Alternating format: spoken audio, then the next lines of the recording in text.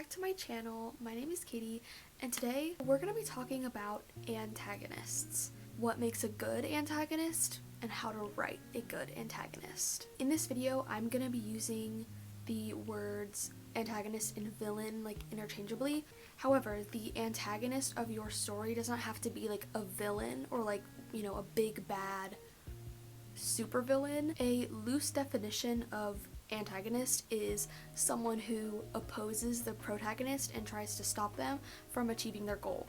So that can mean villain, in more of a fantastical sense, but it can also just be if you're writing a rom-com, there's probably an antagonist, someone or something that's trying to stop the protagonist from getting what they want. But for the sake of this video, I'm going to be saying villain, antagonist, because we're going to be talking more about how to write a complex villain, if that makes sense. That's why I'm kind of going to use the words interchangeably there. Without any further yapping, let's get into my little tips and tricks. My number one tip, and something that you've probably heard before, is to give your antagonist a painful / traumatic backstory. Just something about their past, something that happened to them, something of that sort that maybe is the reason that they are a villain or they're the antagonist of this story. And also a painful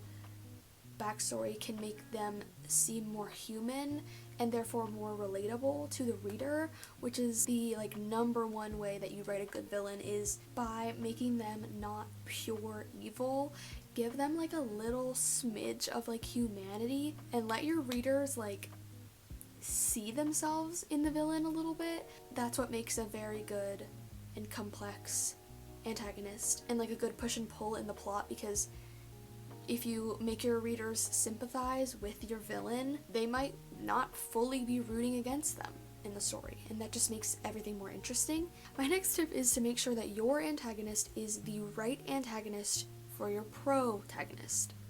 Let me explain. You can do this by giving both characters opposing traits or parallels to each other, if that makes any sense. If your hero or protagonist is maybe too trusting, make your villain take advantage of that.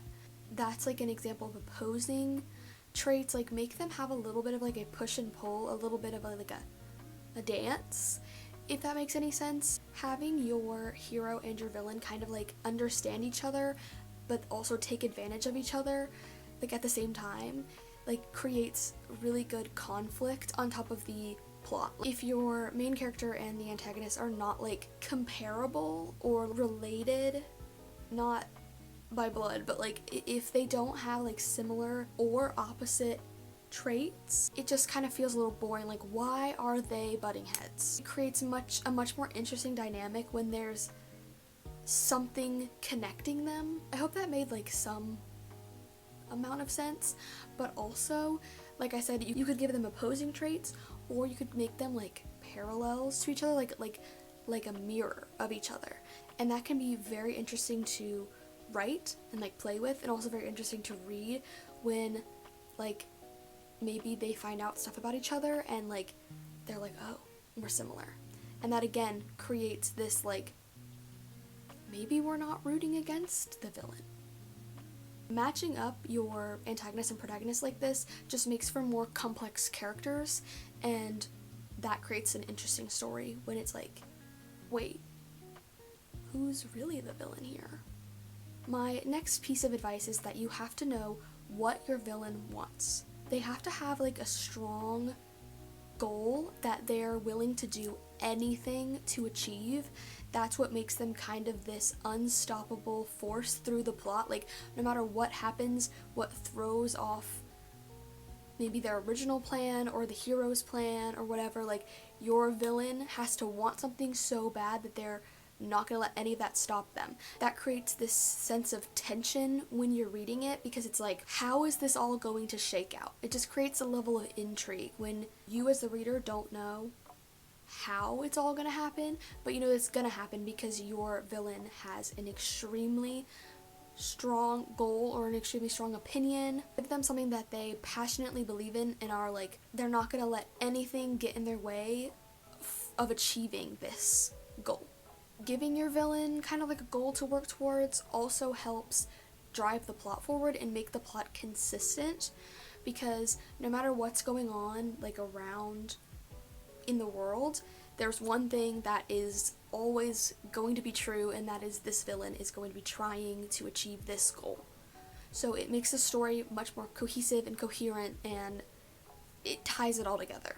I mentioned this next tip earlier, so I'm just gonna briefly go over it again, but don't make them fully evil. It just makes a more like compelling and complex and interesting story when your villain is a little bit human. I love when I'm reading a story and I'm like, wait, the villain has a point. Make your readers sympathize with them a little bit. It's just way more interesting that way.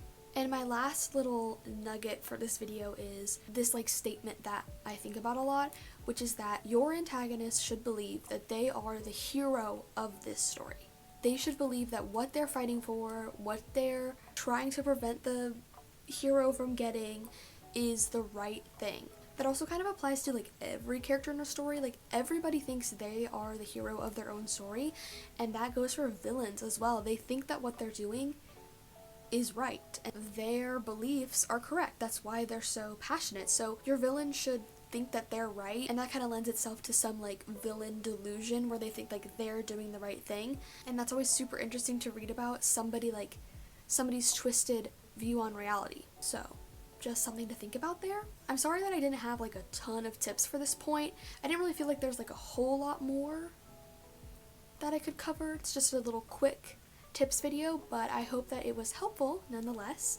Thank you so much for watching. If this video was helpful, you should like it.